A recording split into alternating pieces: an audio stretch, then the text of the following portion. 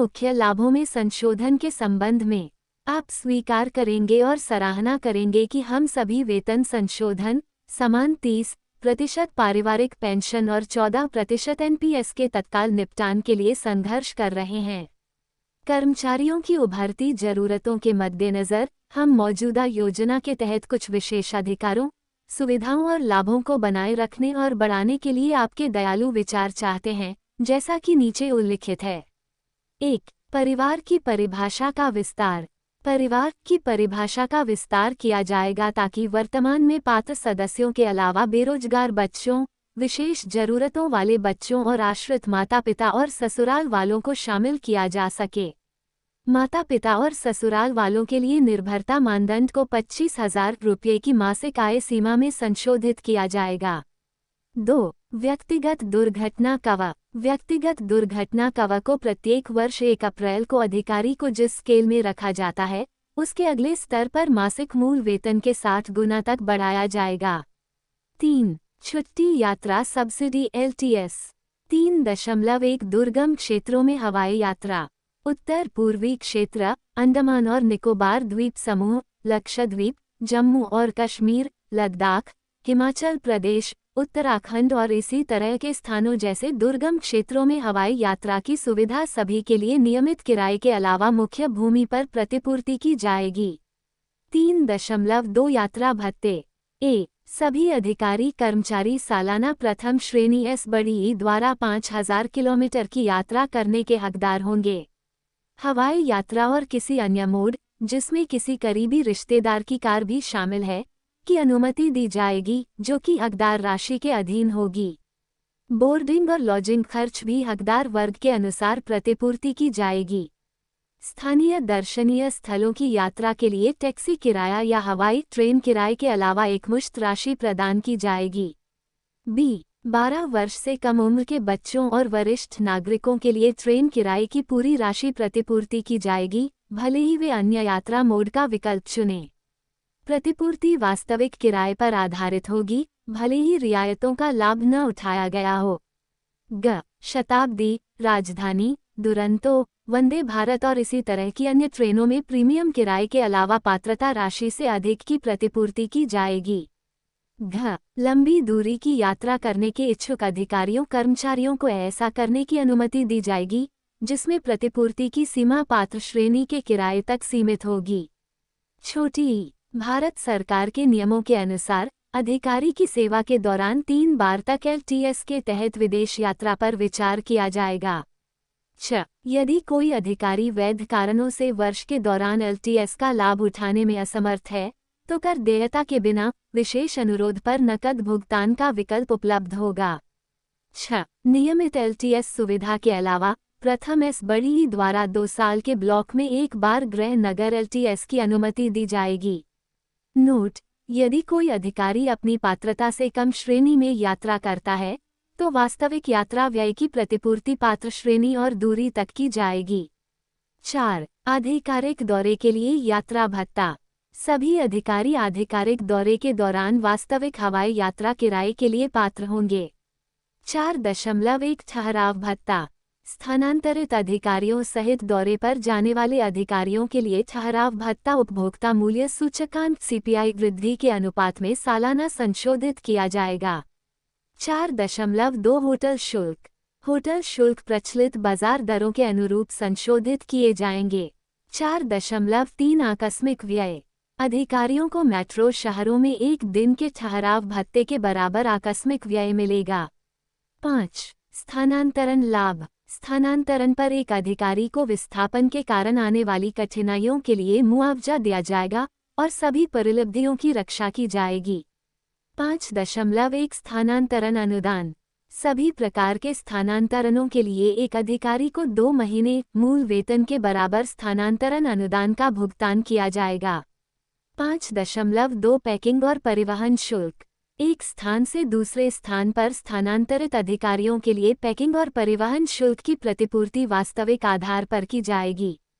पारगमन बीमा प्रीमियम की पूर्ण प्रतिपूर्ति भी प्रदान की जाएगी।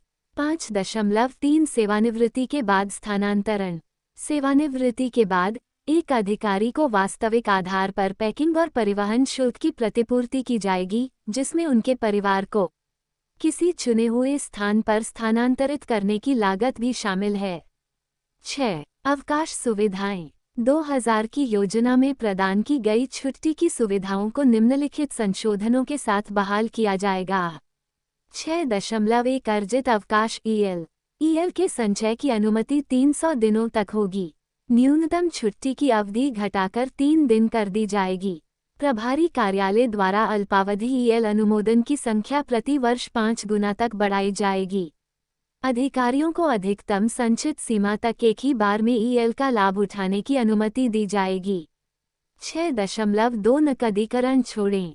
अधिकारी सालाना 15 दिनों के ईएल को भुनाने के पात्र होंगे। नकदीकरण सकल वेतन पर आधारित होगा। 6.3 बीमार छुट्टी। बीमारी की छुट्टी प्रति वर्ष 30 दिन और संचय 300 दिन तक जमा की जाएगी।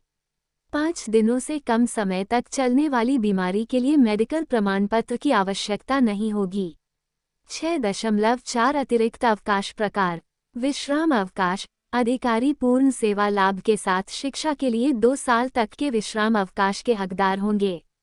आकस्मिक अवकाश। आकस्मिक अवकाश को प्रति वर्ष 15 दिनों के लिए बहाल किया जाएगा, जिसमें आधे दिन की आकस्मिक छुट्टी का लाभ उठाने पर कोई प्रतिबंध नहीं होगा। बाल देखभाल अवकाश। महिला अधिकारियों को 730 दिनों तक बाल देखभाल अवकाश दिया जाएगा। मातृत्व अवकाश और दत्तक ग्रहण अवकाश 10 महीने तक बढ़ाया गया। पितृत्व अवकाश 60 दिन तक, सेवा के दौरान 2 बार। प्रजनन उपचार अवकाश पुरुष और महिला दोनों अधिकारियों के लिए 6 महीने। हिस्टेरेक्टमी अवकाश 90 दिन तक। 7. स्वास्थ्य देखभाल सुविधाएं। सभी अधिकारियों कर्मचारियों को निःशुल्क मेडिक्लेम सुविधाएं प्रदान की जाएंगी। इन हाउस मेडिक्लेम सेटलमेंट को फिर से शुरू किया जाएगा। किसी तीसरे पक्ष के प्रशासक की आवश्यकता नहीं है। कंपनी कर्मचारियों की मेडिक्लेम पॉलिसियों पर जीएसटी की देयता वहन करेगी। बीमा की पात्रता राशि 10 लाख रुपये से बढ़ाकर 25 लाख रुपये की जाएगी। 8. ऋण, अनुदान और अग्रिम राशि। 8.1 आवास ऋण। बाजार के रुझान के आधार पर वृद्धि की आवृत्ति में वृद्धि। सेवा के दौरान ऋण उपलब्धता को 4 बार बढ़ाया जाएगा। 8.2 अन्य ऋण। वाहन ऋण बढ़ाकर 10 लाख रुपये किया गया। विवाह ऋण 10 लाख रुपये, ब्याज मुक्त, 150 किस्तों में चुकाने योग्य। कंप्यूटर ऋण 1 लाख रुपये, ब्याज मुक्त, 60 किस्तों में चुकाने योग्य। सौर उपकरण ऋण 5 लाख रुपये, ब्याज मुक्त, 100 किस्तों में चुकाने योग्य। त्योहार अग्रिम 1 महीने का सकल वेतन 12 किस्तों में चुकाने योग्य। 9. पट्टे पर आवास। आवासों के किराए में दिन प्रतिदिन वृद्धि हो रही है, इसलिए पट्टे पर आवास की राशि को मौजूदा टैरिफ के कम से कम 25% तक संशोधित करने की आवश्यकता है। 10. अल्पावधि की बीमारी छुट्टी। सभी कर्मचारियों अधिकारियों के लिए 3 दिन तक की अल्पावधि की बीमारी छुट्टी के लिए डॉक्टर के प्रमाण पत्र की आवश्यकता को समाप्त किया जाना चाहिए। 11. सेवानिवृत्ति और सेवा समाप्ति लाभ। अधिकारी कर्मचारी 1995 पेंशन योजना या मौजूदा योजना के तहत लाभ प्राप्त करना जारी रखेंगे, जो भी अधिक लाभकारी हो। ग्रेच्युटी बिना किसी सीमा के सेवा के प्रत्येक पूर्ण वर्ष के लिए 1 महीने का वेतन होगी।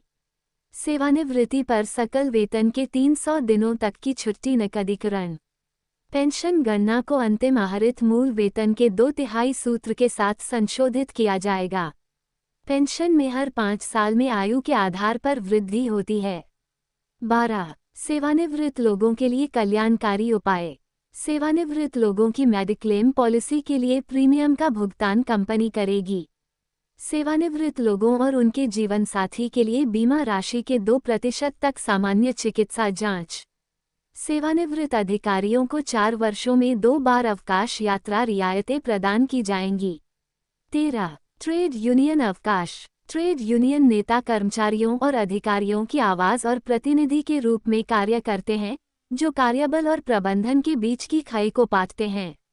संचालन के पैमाने को देखते हुए प्रबंधन के लिए प्रत्येक चिंता को व्यक्तिगत रूप से संबोधित करना व्यावहारिक है, जिससे कर्मचारी संबंधित मामलों के प्रभावी संचार और समाधान को सुनिश्चित करने में ट्रेड यूनियनों की भूमिका महत्वपूर्ण हो जाती है। ये नेता पीएसजीआईसी के कर्मचारियों से संबंधित बातचीत योग्य मुद्दों को इकट्ठा करने और प्रस्तुत करने में सक्रिय रूप से शामिल होते हैं, प्रबंधन के साथ चर्चा के माध्यम से सौहार्दपूर्ण समाधान की दिशा में काम करते हैं। अपनी जिम्मेदारियों को प्रभावी ढंग से पूरा करने के लिए उन्हें देश भर में यात्रा करनी चाहिए, सदस्यों के साथ बातचीत करनी चाहिए, उनकी चिंताओं को समझना चाहिए और विभिन्न सेमिनारों और बैठकों में भाग लेना चाहिए। ये सभाएं ट्रेड यूनियन गतिविधियों के आवश्यक घटक हैं, जो कर्मचारियों की सामूहिक शक्ति और कल्याण में योगदान करती हैं। उनकी भूमिका के महत्व को पहचानते हुए केंद्रीय और क्षेत्रीय समितियों के सभी ट्रेड यूनियन नेताओं को बिना किसी बाधा के ऐसी गतिविधियों में भाग लेने के लिए सालाना 30 दिनों की ट्रेड यूनियन छुट्टी दी जानी चाहिए। इससे वे अपने कर्तव्यों का कुशलतापूर्वक निर्वहन कर सकेंगे, साथ ही यह सुनिश्चित कर सकेंगे कि कर्मचारियों की आवाज़ सुनी जाए और उनके मुद्दों को संरचित और सार्थक तरीके से संबोधित किया जाए। भर्ती। अत्यधिक सेवानिवृत्ति के कारण पीएसजीआई कंपनियां पर्याप्त जनशक्ति के बिना काम कर रही हैं, जिससे कर्मचारियों की भारी कमी हो रही है, जिसका असर इस महत्वपूर्ण उद्योग पर पड़ रहा है। इस स्थिति के कारण पूरे देश में विभिन्न कार्यालयों को बंद करना पड़ा है और उनका विलय करना पड़ा है। कर्मचारियों और अधिकारियों की अपर्याप्त संख्या ने हमारे मूल्यवान ग्राहकों, विशेष रूप से ग्रामीण और सामाजिक रूप से महत्वपूर्ण क्षेत्रों में बीमा सेवाओं तक पहुंच को प्रतिकूल रूप से प्रभावित किया है।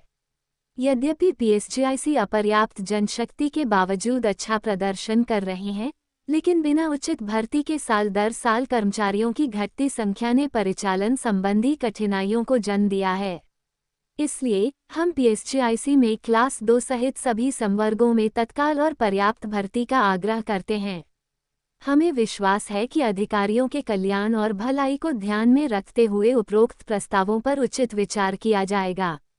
इन उपायों को लागू करने से न केवल कर्मचारी संतुष्टि बढ़ेगी, बल्कि अधिक प्रेरित और उत्पादक कार्यबल में भी योगदान मिलेगा।